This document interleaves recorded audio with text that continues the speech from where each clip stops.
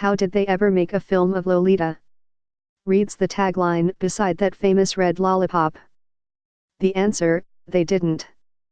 Back in 1962, the subject of pedophilia was far too controversial for Hollywood, as industry censors insisted that no one depict any inference of sex perversion, nor the deliberate seduction of girls on screen, leaving Stanley Kubrick and his team to dance around a love that dared not speak its name.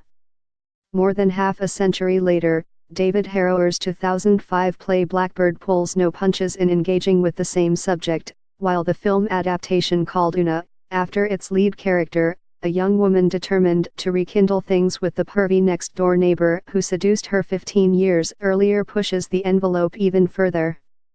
Needless to say, Una is not an easy film to watch, in part because it deals with not just the act of pedophilia, never depicted outright, but also its consequences, exposing the raw wounds still seething long after the inappropriate relationship has ended. When Una, Rooney Mara, playing a girl every bit as damaged as the one with the dragon tattoo, unzips the creep she never stopped loving, Ben Mendelsohn, a master of moral ambiguity, it's hard not to imagine a contingent of the audience deciding they've seen enough.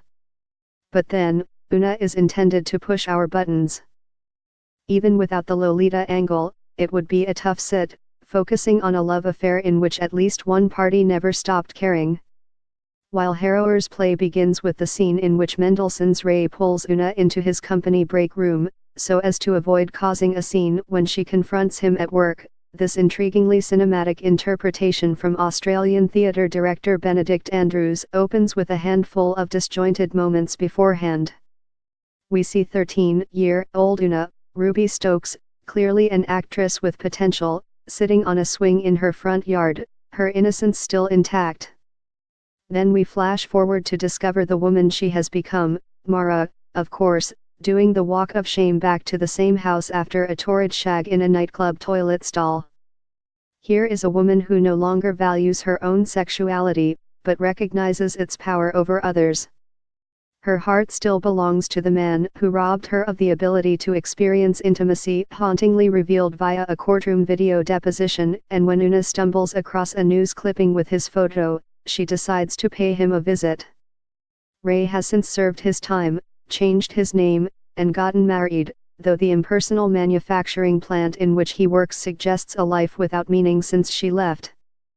In transposing Blackbird to the real world, if the highly stylized settings, rendered all the more otherworldly by Jed Kurzel's ethereal harmonic tone score, could be considered as such, Andrews has opened up Harrower's one-act play ever so slightly, giving Ray a colleague, Riz Ahmed, a boss, Tobias Menzies, and a wife, Natasha Little, to add dimension to his character and hers. And yet, he's lost something in the way he directs Mara, who brings such a different energy from Alison Pill or Michelle Williams, who played Una on Broadway, acting opposite Jeff Daniels in 2 separate productions. In Mara's hands, Una isn't just damaged, she's crazy.